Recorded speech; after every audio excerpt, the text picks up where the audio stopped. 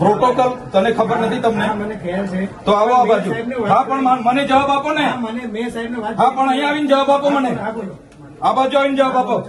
અમે બી ખાધા પીધા વગર જ છે. હા પણ મેં સાહેબને વાત કરી તો સાહેબ ના પાડે. અરે સાહેબ ના વાત કરાવો મને.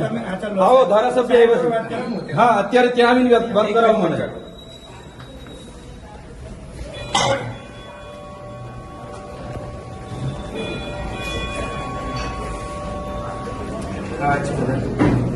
હેલો સર, ધારાસભ્ય ચૈતરભાઈ વસાસે વાત કરો.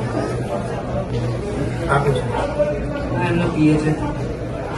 હા કલેક્ટર સાહેબ, હું હમણાં જ આપણી મિટિંગ પતાવીને મેં ગુજરાત પેટર્નની યાદી માંગી. સર્વ સંમતિથી અમે જે ગુજરાત પેટર્ન યોજનાનું હમણાં 30 કરોડનું આયોજન થયું પ્રભારી મંત્રીની અધ્યક્ષતામાં.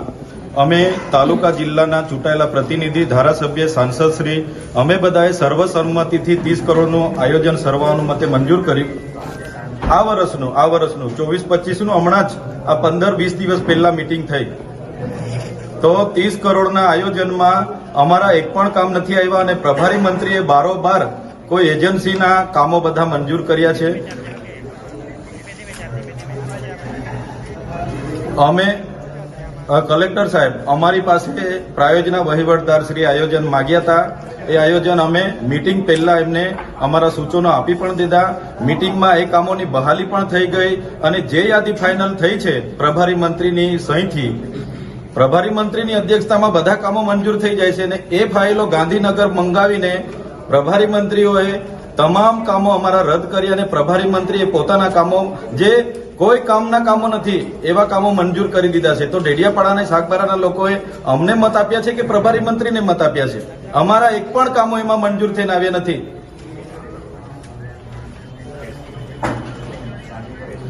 ના, પ્રાયોજના અધિકારી આમાં સભ્ય સચિવ હોય છે.